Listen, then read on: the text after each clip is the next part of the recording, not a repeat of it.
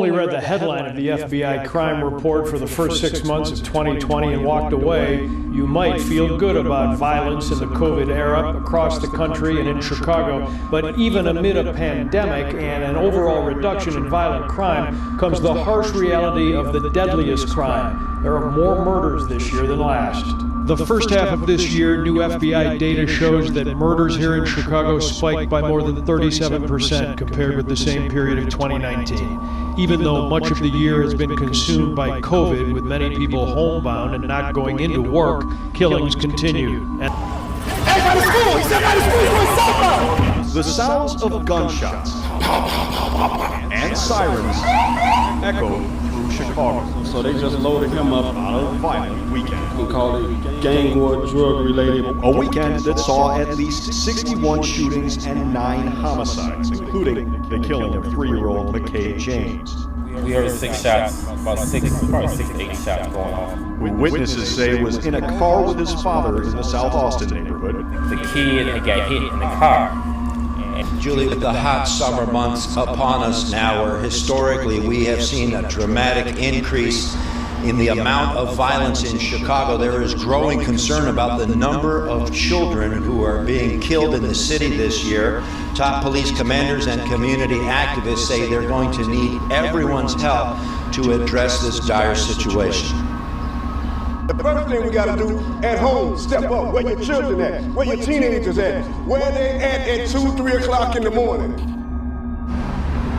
Last night's shooting of an 11-year-old in the West Pullman neighborhood of Chicago, just the latest shooting to impact children. This 11-year-old was visiting Chicago, and she was shot as she sat in a car. At last report, this little girl listed in serious condition. These are bloody streets. Bloody streets. Chicago, a city of towering skyscrapers, deep history, and relentless ambition. But beneath the skyline, something darker has always lurked. Something that pulses through its streets, alleys, and corners. The early 2010s are often remembered as the prime drill era, a time when music and violence collided in ways the city had rarely seen. Drill wasn't just a sound, it was the streets screaming back, raw, unfiltered, and unforgiving. During this time, wars between neighborhoods flared with deadly precision. One of the most infamous was the Old Block versus 63rd Street conflict, also known as the BDGD War. Streets became battlegrounds, and lives were lost almost as quickly as they were made. And then there were the names that still echo in Chicago's memory: Lil Jojo, L.A. Capone, 600, FBG Duck, King Lil J. Talented young voices, yet many were consumed by the very streets they represented. Death and betrayal lurked around every corner, a stark reminder that fame offered no protection. Fast forward nearly a decade, and the city's darkest chapters were far from over. In 2020, Chicago recorded over 770 homicides, the highest in more than 20 years. The city's crime statistics for July paint a disturbing picture. Chicago saw a 51% increase in murders over the last year. WGN's Rob Sneed is live on the lakefront with the latest. Rob. Yeah, community activists I spoke with told me that they're disturbed by that number. They said the violence is out of control, and folks just need to put the guns down. This is not because I don't have a job. No, this is because I got an attitude with you or a problem with you, or we done argued about something. You see these stories, crime scenes night after night, and in the streets of Chicago, the shootings just don't stop, and children continue to die in the crossfire. It's a different pain for the mother. She carried these children. 9 months. 9 months. Her pain is totally different. 9 months. And it took you a second just to pull that trigger and take that child's life. Community activist Andrew Holmes is bothered by the latest numbers coming from the Chicago Police Department. CPD reported a 51% increase in murders and a 47% increase in shootings this year compared to the same time last year. Holmes says this community must step up. When you see something, say something. They can play a big part in this. Just give the information up on who you know shooting at you, who you know was at you, for what reason.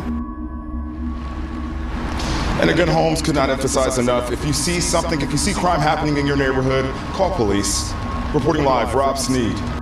The violence wasn't just numbers, it was raw, unrelenting, and impossible to ignore. Neighborhoods once cautiously hopeful were thrust back into chaos. 2021 brought even more bloodshed, surpassing 800 homicides.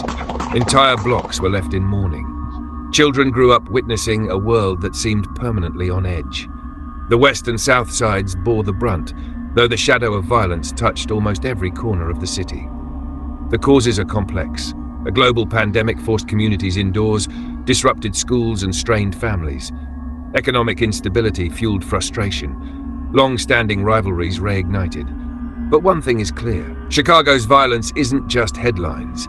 It's human lives, lost potential, and neighborhoods scarred forever. Comparisons to the 1990s make sense. Then as now, cycles of poverty, gangs and desperation converged into tragedy. But what makes 2020 and 2021 different is how sudden it all became.